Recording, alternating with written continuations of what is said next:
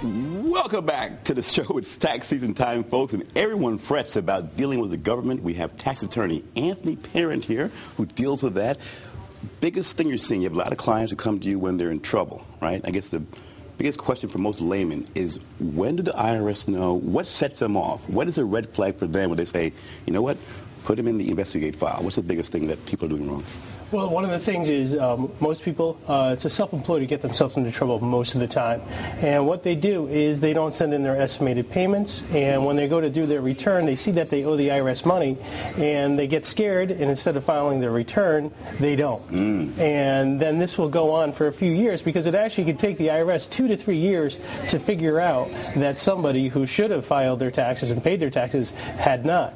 And by that time, you're talking about a problem that has more than tripled in size. So people just stop filing their taxes altogether, or just miss a given year? They'll stop filing altogether, and then the fear the fear kicks in, and then they just stop ignoring notices from the IRS. That's fascinating. So you're saying that the first thing to set the IRS off is don't file your taxes. At some point they're going to figure out, because at some point you will have to file, right? That's right. At some point you will have to file. You will have to confront this, and if you do owe money, it's always better to file, even if you owe money, and try to work something out with the IRS while the problem's still kind of small. So now when the IRS says, listen, audit time, what should folks do besides going to a tax attorney, first of all? What can the average person do first if they get an IRS notice saying, we got a problem? Well, if it's an audit, one of the most important things somebody to do is say, okay, what are your records like? And really, what you don't want to do in that situation is contact the IRS yourself. And the reason is because it's a little invasive. Someone from the IRS wants to go through your life, and you're going to be really defensive. It might not give them the answers that are the correct answers. You might just tell them anything to get them out of your way. You might just hand them every document just to get them out of your face. We have some tips we have on the screen as far as if indeed you are audited, what to do, how to deal with the IRS. When you're saying be organized, so have documentation. Now, how difficult is that for someone who hasn't been filing taxes? I've got to manage that. To become organized is reinventing, is starting the whole wheel process, right? Starting the wheel from scratch and building it. How do you get someone who's organized who hasn't been organized for 4 or 5 years? Well, there are some techniques to that. And, one of the things is that the IRS code doesn't require you to actually have your receipts for what you paid. You could use your best guess to what you paid for things. Really? And right, when you sign a return, it's not, I signed that this is 100% accurate. No, what's required is that this is the best of my knowledge. And so sometimes if someone's missing a diary for their mileage, we'll sit down with them and we'll try to figure out, okay, where did you drive your car? And we'll sit down and create a diary, and so we'll get a good guess. Now, the IRS might not accept our figure 100%, right, but it's closer than anything else we have. But it's better to at least document, hey, I used my car for mileage, here's my average per day. It has some kind of guesstimation helps out, right? So be organized. Yeah. Number 2, be current on your filing. So if you're going to talk to the IRS, you don't want to have it where you haven't filed in a couple of years. That's a bad situation, right? Exactly. You're going to get a lot of attention there.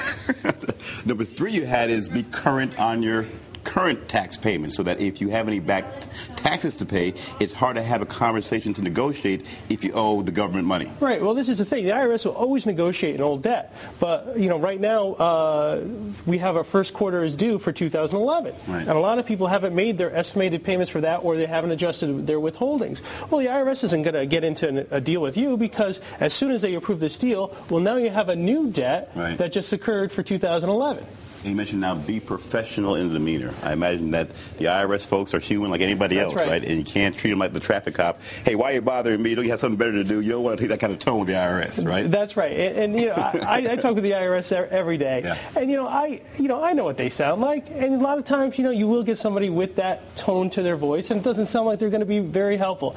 And I've just found if you stay calm, you stay professional, and just stick to the facts and not get emotional about it, they'll come around to you, and they'll say, oh boy, wow, what a relief. You know what? You forgave me for being out of line, and now we can get to it. Because you got to understand, this is a really hard job for those people. Right. They have a lot of supervisors and a lot of people looking at what they're doing, and they have to do things very particular, and they don't have a lot of discretion. So they're not always treated the best by their coworkers. So you squawking at them is the last thing they need, right? You want to be their friend. Right. You want to be very friendly to them and treat them with respect, because they might not be getting it at work. We have 2 online questions, social media. Okay. One, the short sale. So many folks are in trouble now with their property. They have to short sale their property, sell it for less than what it's worth. And the question is taxes.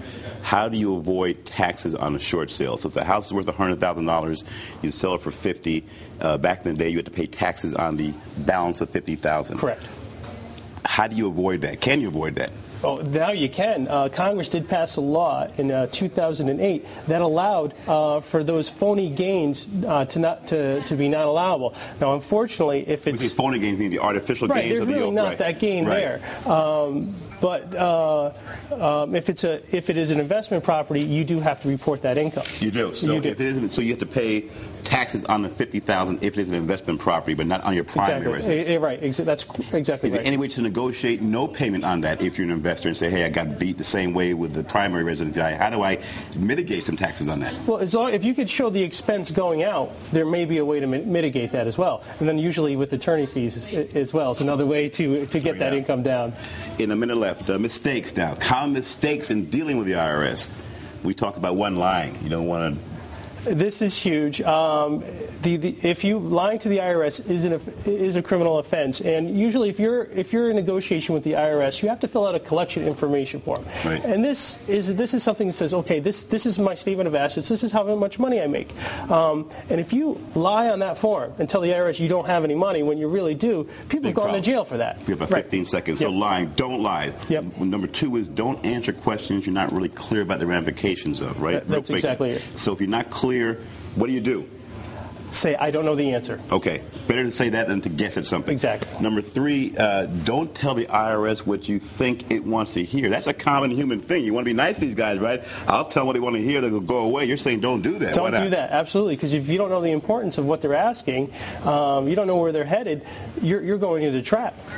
And failing to respond to those IRS notices. That's the biggest. That's the biggest thing. People come to my office with stacks of unopened documents, and that for the first time I'm opening up and I'm telling them what's going on in their case. Don't blow the IRS off. No, right? Don't do that. No. Right. He's Anthony Parent, tax attorney. Thank you for your time. We appreciate it. We want to thank all our guests. Scott Gray. We had Rich Coppola. We had Anthony Parent. You can watch our show at ctnow.com and friend us on Facebook.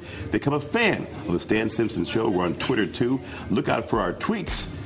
We'll see you next week, folks. Goodbye.